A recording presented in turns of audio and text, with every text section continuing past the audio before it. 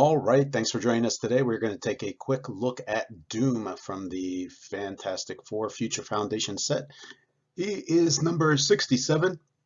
He's coming in with the Latveria, Future Robot, and Roller keywords. He has 3 traits. The first one is shared among the chases. This one is the Many Faces of Doom. At the beginning of the game, you may choose a starting line of equal points on a character from your sideline that also has this trait. If you do, replace this character with the chosen character. Now his second trait is super cool. It is Flurry, also Power, make 3 close attacks, and each time Doom hits with a close attack, modify target's defense -1 this turn. That's not after resolutions or anything else, it's just when he hits. So when he makes his 3 close attacks with the power action, if he hits with that first one, then on the second attack, the defenses of the opponent will be down by 1. And if he hits on that second attack, now the defense is down by 2 for his third and final attack. He also has opposing forces can't take more costed actions each turn than 1 per 100 points of the build total.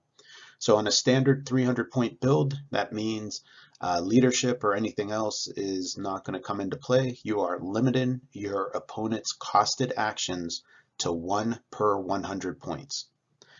All right, let's take a look at his dial.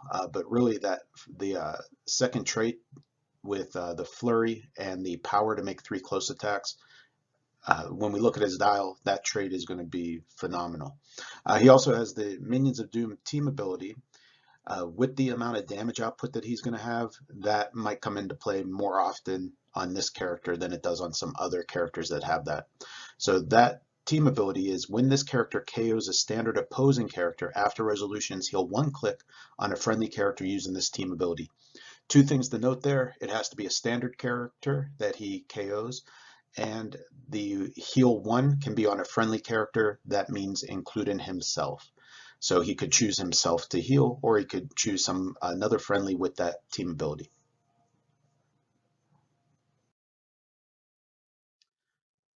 Okay, looking at this dial, you can play him at 75 or 150 points.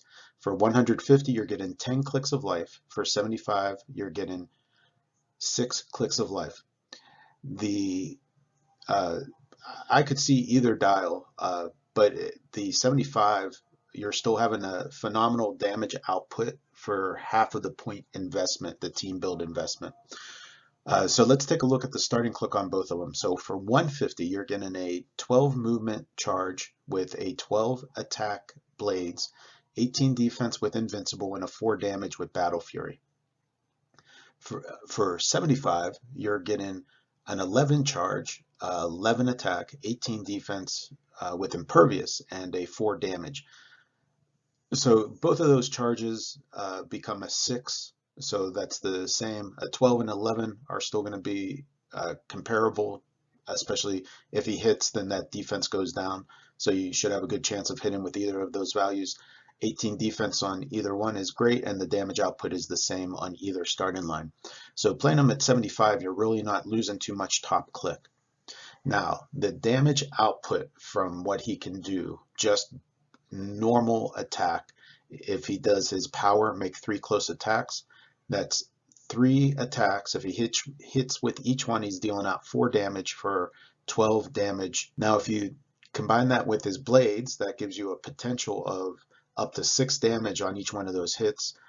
So that's 18 potential damage with the 1 action with Blades, Claws, Fangs, and his power to make 3 close attacks. Now, with the rules changing after the Wonder Woman set, or actually with the Wonder Woman set, if you put the power gem on him, it's going to increase his attack and his damage, and then his damage by another 1. So it'll bring his damage up to a 6. That gives you a potential of 18 damage even without blades.